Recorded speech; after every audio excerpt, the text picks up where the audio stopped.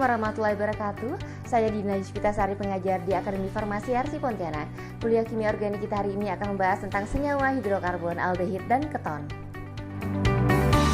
Langsung saja kita ke materi hari ini tentang aldehid dan keton.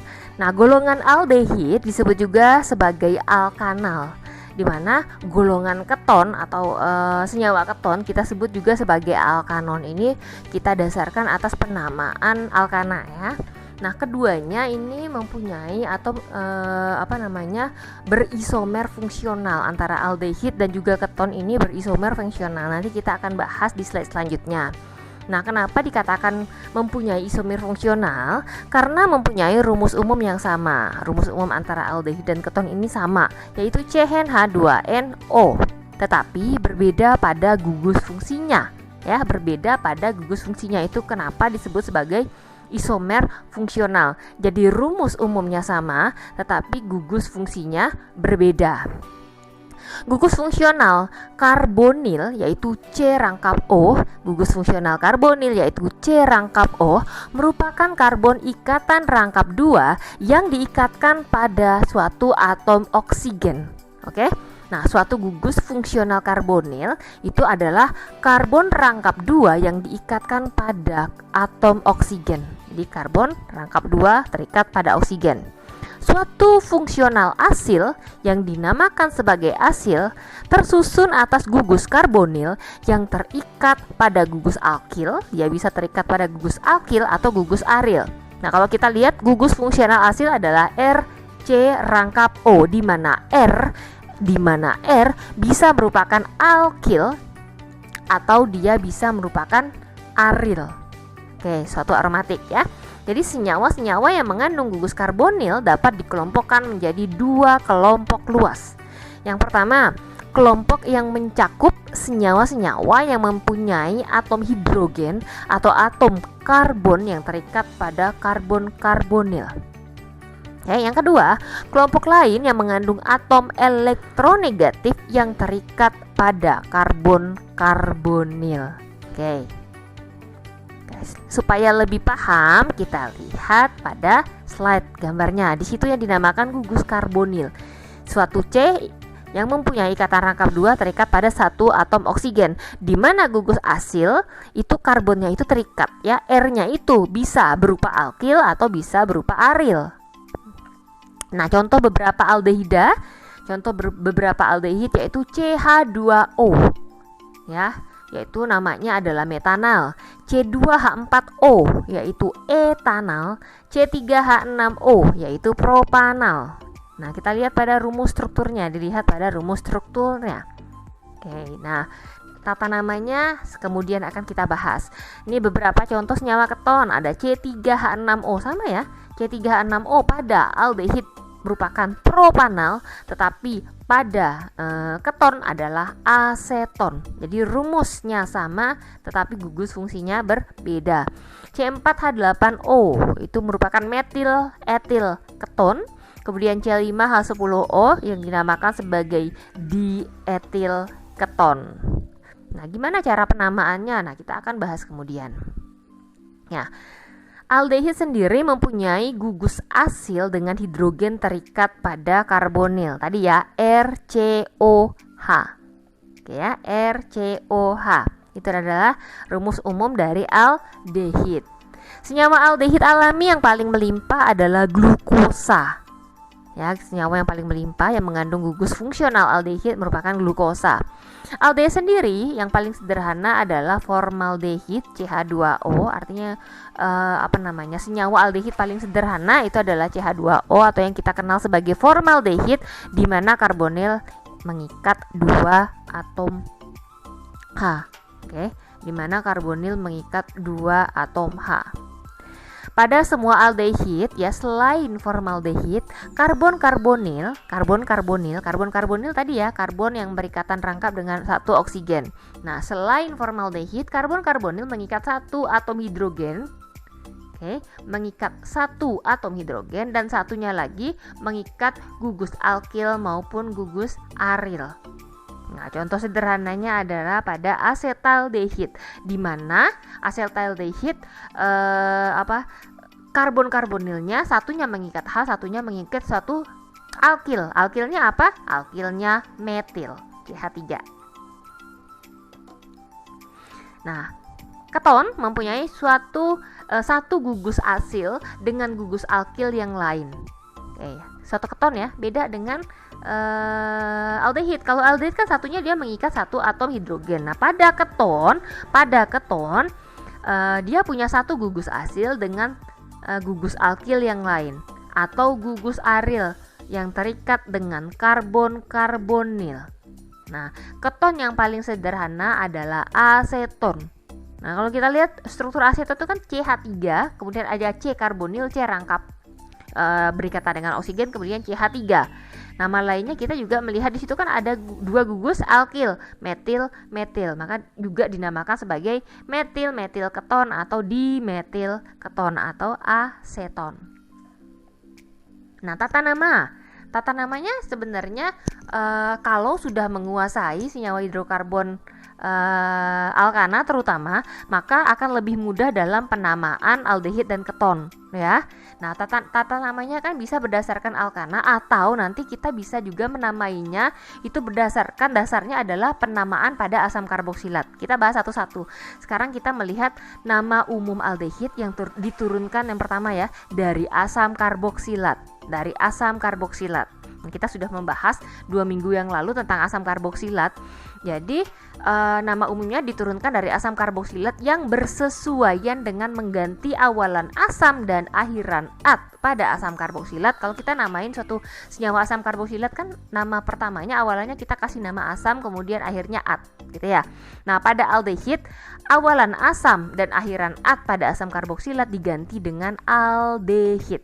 Misalnya ada asam formiat. Asam formiat kan merupakan senyawa asam karboksilat.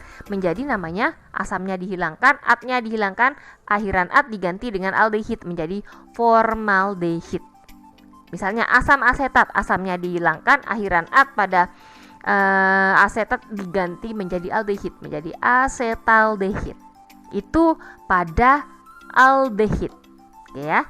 Jadi penamaannya yang pertama menggunakan penamaan asam karboksilat di mana awalan asam kita hilangkan, akhiran at kita ganti dan menjadi aldehid. Bagaimana dengan keton? Keton yang paling sederhana mempunyai nama umum aseton. Ya, dalam tata nama sesuai dengan IUPAC di mana akhiran A pada alkana diganti dengan al. Misalnya etanal. Nah, kalau pada keton akhiran A pada alkana diganti dengan on. Nah, ini adalah penamaan berdasarkan penamaan alkana. Yang pertama untuk aldehid akhiran A, misalnya kayak propana gitu ya. Kalau pada aldehid akhiran A pada alkana diganti dengan al menjadi propanal. Kalau pada keton akhiran A pada pada alkana diganti dengan on sehingga namanya menjadi propanon. Di mana rantai terpanjang yang membawa karbonil merupakan rantai induk struktur. Sekali lagi ya, kalau kita penamaannya ya kita lihat dari gugus fungsinya. Cari rantai terpanjang yang mengandung gugus fungsi aldehid maupun gugus fungsi keton. Itu merupakan rantai induk. Di mana kalau pada keton karena kan R-nya itu kan pada karbon-karbonil itu kan bisa mengikat asil, alkil maupun aril kan. Nah, sehingga bagaimana cara penomorannya lihat lagi adalah gugus fungsional keton harus mempunyai nomor terkecil sama seperti yang terdahulu pada penamaan yang lain ya. Sekarang kita lanjutkan. Nah, penamaan IUPAC ya, pemberian nama aldehid dan keton secara IUPAC adalah berdasarkan nama alkana tadi ya. Kalau penamaan berdasarkan asam karboksilat tadi asam dan at, asamnya dihilangkan, at itu untuk aldehid, at pada karboksilat diganti dengan aldehid. Kalau IUPAC balik lagi kita menggunakan penamaan alkana ya, menggunakan penamaan alkana. Di mana ya? Rantai alkil atau gugus atom lain yang terikat pada rantai induk itu dinamakan sebagai rantai cabang. Contoh pada slide. Di situ ada yang namanya etanal. Kenapa kok etanal? Itu kan nama dari etana ya, C2. Nah, itu merupakan suatu etana. Lihat yang COH itu adalah gugus fungsional dari aldehid. Jadi ini adalah CH3-nya adalah RCOH. Jadi R-nya merupakan suatu alkil, alkilnya adalah metil CH3. Nah, penamaannya karena C2, ingat ya, karena C2 namanya menjadi, tadinya kan kalau C2 pada alkana adalah etana. Nah, ini namanya menjadi etanal. Kemudian kita lihat pada contoh kedua. Pada contoh kedua, di mana lihat penomoran.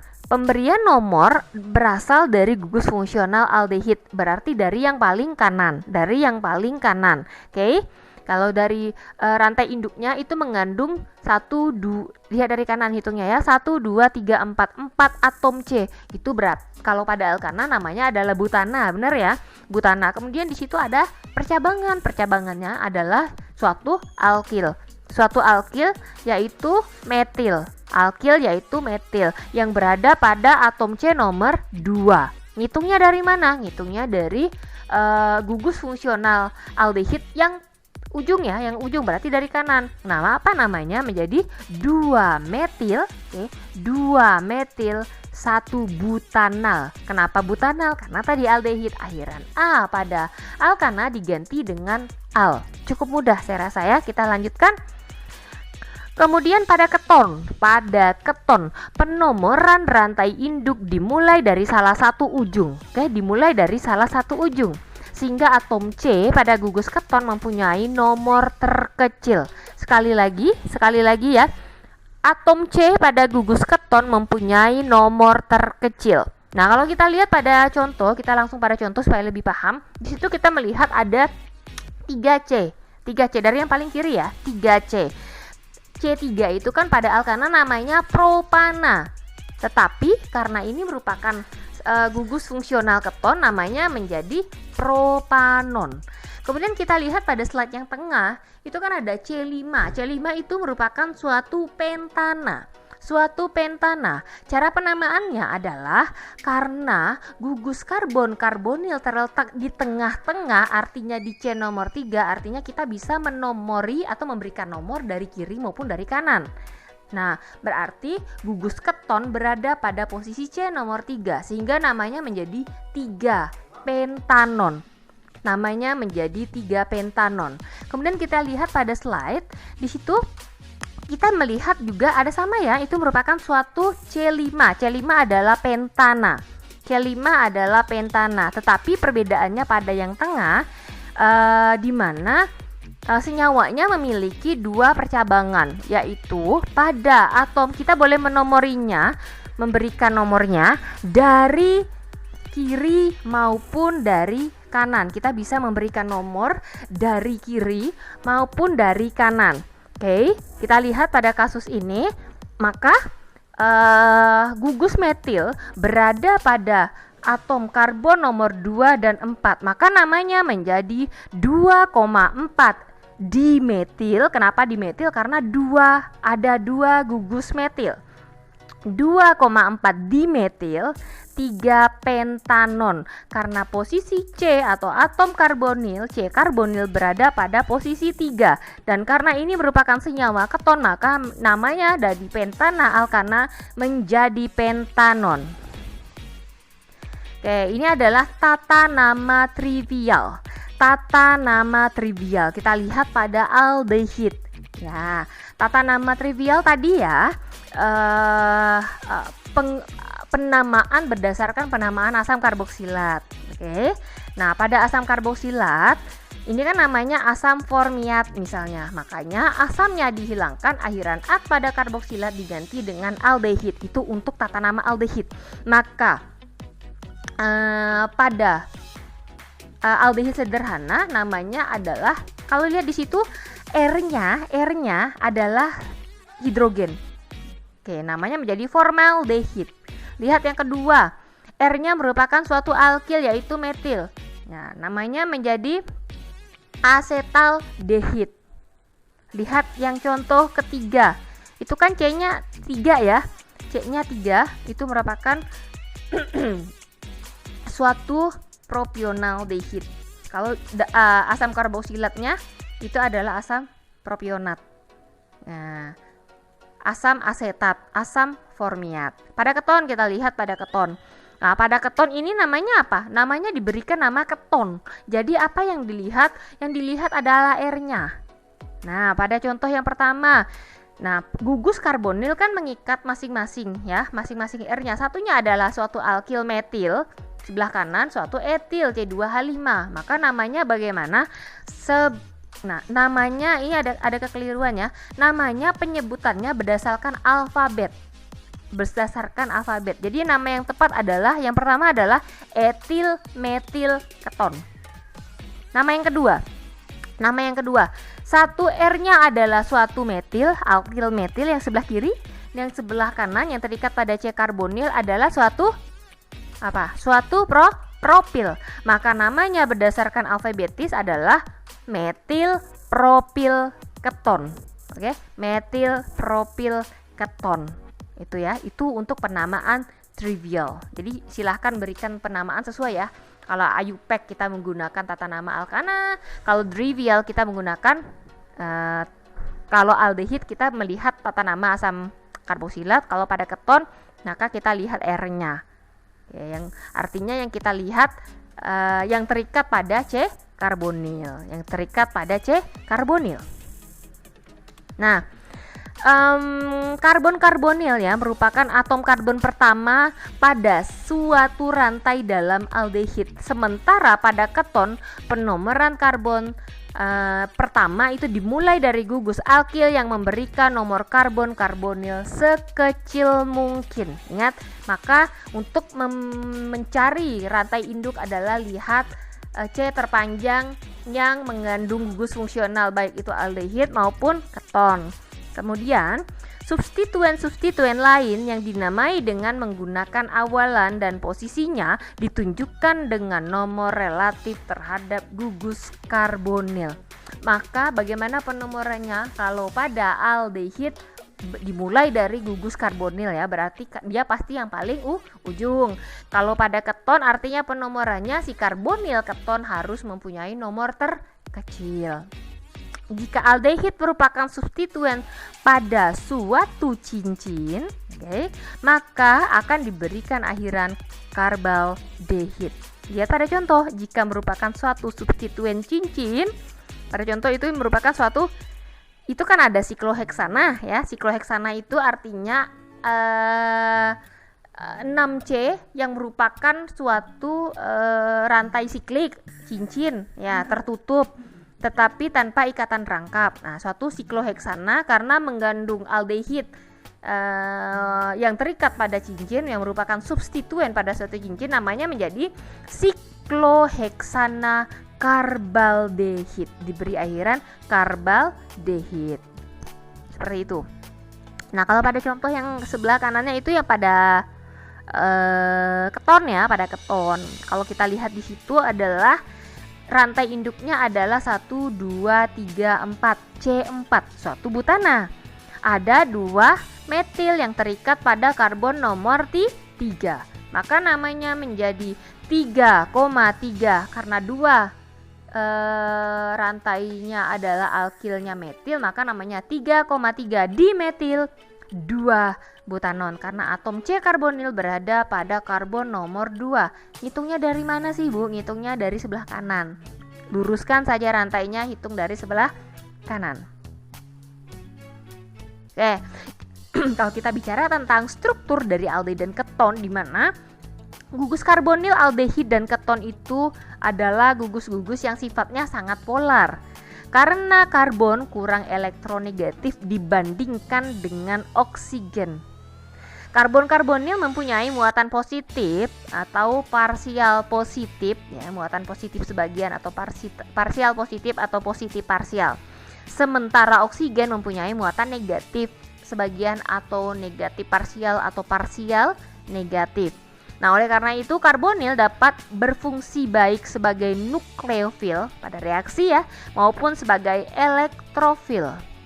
Aldehid dan keton tidak dapat menjalani reaksi substitusi. Kenapa? Karena pada aldehid maupun keton tidak memiliki gugus pergi sehingga tidak bisa tersubstitusi, tergantikan. Syaratnya kan kalau kita mau substitusi berarti ada gugus pergi, gugus yang dapat dilepaskan. Karena tidak terdapat pada aldehid maupun keton, maka tidak menjalani reaksi substitusi. Dengan demikian, reaksi gugus karbonil yang umum adalah reaksi adisi nukleofil. Adisi nukleofil. Oke. Nah, kalau kita lihat di sini ya, di sini adalah karbon elektrofilik, kemudian ada oksigen nukleofilik. Satu karbon elektrofilik dan oksigen nukleofilik. Aldehid ini sifatnya lebih reaktif jika dibandingkan dengan keton. Kenapa? Karena ada pengaruh elektronik dan sterik. Keton memiliki dua gugus alkil, RR. Sementara aldehid hanya mempunyai satu gugus alkil karena satunya mengikat satu hidrogen. Nah, karena gugus alkil adalah gugus pemberi elektron, maka keton mempunyai sifat positif parsial lebih kecil dibandingkan dengan aldehid. Karena kenapa tadi? Karena banyaknya gugus alkil pada keton. Gugus keton kan bisa mengandung dua gugus alkil, sementara pada aldehid hanya satu. Maka senyawa keton ini mempunyai sifat positif parsial yang lebih kecil dibandingkan dengan aldehid. Itu secara sifat ya. Nah, kita tadi bicara bahwa aldehid dan keton ini mempunyai isomer ya. Ya, dia punya isomer posisi yang pertama, di mana isomer rantai pada aldehid dimulai dari suku keempat, yaitu aldehid yang memiliki 4 karbon C4H8O. Nah, kita lihat ya, C4H8O pada aldehid namanya butanal ya. Nah, ini adalah isomer dari, kalau pada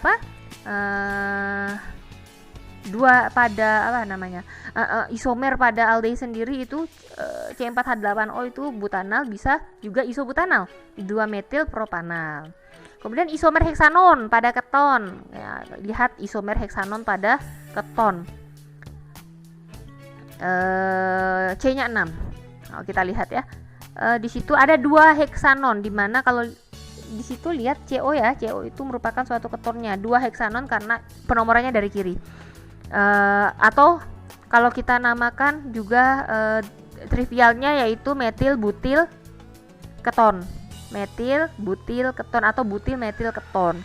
Nah, kemudian juga isomer posisinya itu adalah 3 heksanon. Kalau 3 heksanon itu dia mengandung alkilnya, sebelah kiri adalah etil, kanan adalah propil, maka namanya menjadi etil propil keton. Kemudian ada lagi 3 metil 2 pentanon atau metil sekunder butil keton.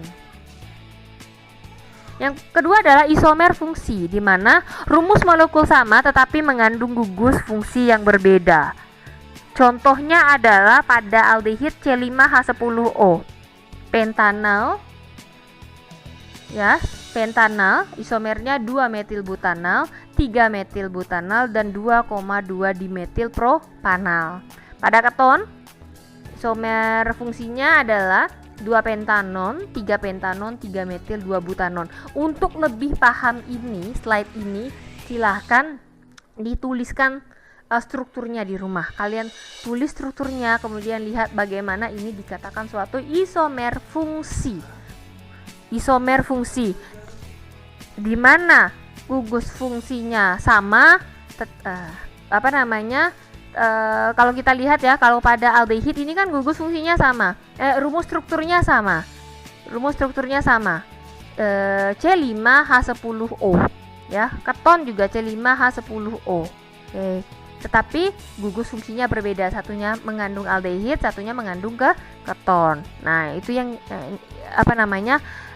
isomer fungsi pada aldehid dan keton. Untuk C5H10O silahkan digambarkan sendiri. Nah, ini adalah kegunaan aldehid dan keton ya. Untuk formaldehid metanal itu diperoleh dengan mengoksidasi metanol oleh oksigen dari udara dengan katalis Cu ya. Larutan aldehid dengan kadar 30-40% yaitu formalin untuk mengeraskan protein sehingga menjadi kenyal. Nah, formalin biasanya dipakai untuk mengawetkan preparat-preparat anatomi ya. Tetapi tidak boleh digunakan untuk mengawetkan makanan, sebagai bahan baku untuk pembuatan zat warna, kemudian sebagai damar sintetis, dan bahan berbagai jenis plastik termostat yang tidak meleleh pada pemanasan. Kemudian propanon atau aseton itu dibuat dari destilasi kering kalsium asetat, di mana propanon sendiri sering digunakan sebagai pelarut senyawa organik seperti lilin, cat, plastik, dan obat-obatan. Kita kenal ya aseton ya. Kemudian sebagai bahan dasar pembuatan kloroform dan iodoform. Jadi raw material atau bahan baku atau start materialnya untuk pembuatan kloroform maupun iodoform. Oke. Pembahasan aldehyde dan keton selesai, maka pertemuan kita juga selesai untuk hari ini. Mudah-mudahan apa yang saya sampaikan itu dapat dimengerti. Caranya bagaimana biar mengerti? Caranya adalah cari sumber literatur, bahas, kemudian contoh-contoh strukturnya digambarkan, contoh-contoh tadi ya pada isomernya digambarkan, kemudian dimengerti sendiri, dibahas lagi di rumah. Jika ada yang tidak dimengerti, saya membuka diskusi di Google Classroom. Silakan tuliskan permasalahan yang dihadapi mahasiswa dalam perkuliahan ya. Mudah-mudahan pertemuan virtual ini tidak menghilangkan semangat untuk belajar ya. Mudah-mudahan apa yang kita bahas hari ini menjadikan amal ibadah untuk kita semua. Saya akhiri, saya Dina Yuspitasari. Wassalamualaikum warahmatullahi wabarakatuh.